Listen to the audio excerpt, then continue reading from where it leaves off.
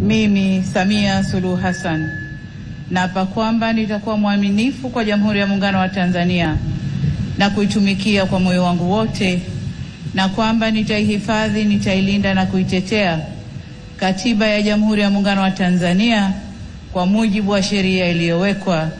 Ewe Mwenyezi Mungu nisaidie.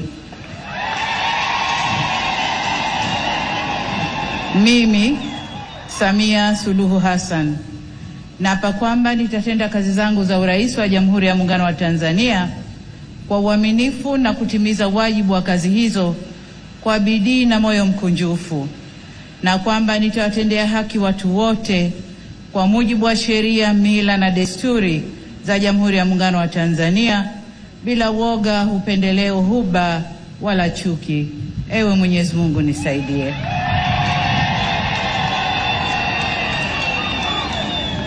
Mimi Samia Suluhu Hassan naapa kwamba katika kutekeleza madaraka niliyopewa kwa mujibu wa Katiba ya Jamhuri ya Muungano wa Tanzania, nitatetea na kudumisha umoja wa Jamhuri ya Muungano wa Tanzania kwa mujibu wa Katiba ya Jamhuri ya Muungano wa Tanzania.